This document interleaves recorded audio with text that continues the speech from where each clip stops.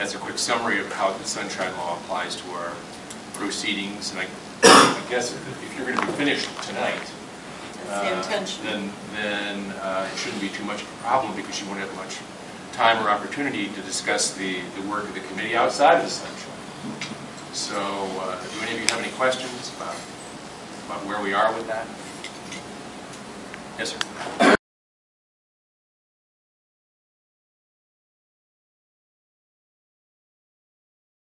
Right now, or did it start when we first met? Well, I can argue that one both ways.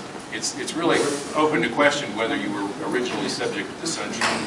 The decision to apply the Sunshine Law was made by me because we combined two grievance or complaint processes in this that resulted in this meeting here tonight, and so it was in an abundance of caution type of decision. And when I see the level of public interest in these proceedings, I'm very comfortable with that.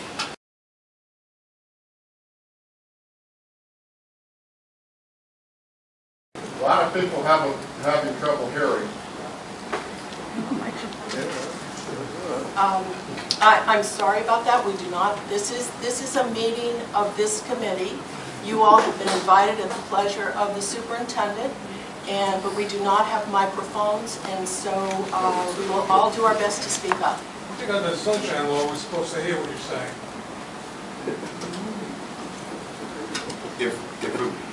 Mr. McKinley? I think that there's no particular requirement for a certain number of decibels or anything like that. I mean, the public is here, we're doing the best we can in the circumstances. I think that we're in good shape as far as that's concerned. A game of poker, a game of bluff. So what you're looking for is the signals that tell you that somebody may be bluffing or may be completely lying. Common signals are hand-to-face gestures. They'll play around their mouth or touch the side of the nose, or even rub the side of the neck, even pulling at the collar sometimes, rubbing the back of the neck. I think that there's no particular requirement for a certain number of decibels, or open to question whether you were originally subject to the Sunshine. The decision to apply the Sunshine Law was... In addition, the policy states, efforts shall be made to meet with citizens who register concerns to consider their objections. The superintendent has chosen to include the individuals filing the request for review on this committee to help facilitate understanding of their concerns.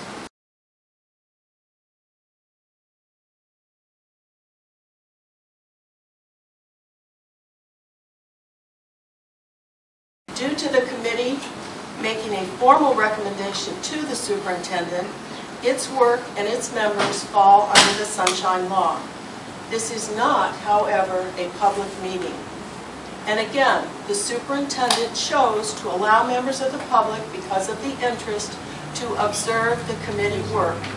But no public comment will be made by those in observance. It was stated that members of the community could refer their concerns directly to the committee. At what point during this process were the members of the community able to communicate? A Muslim is a person who believes in one God and believes in the angel.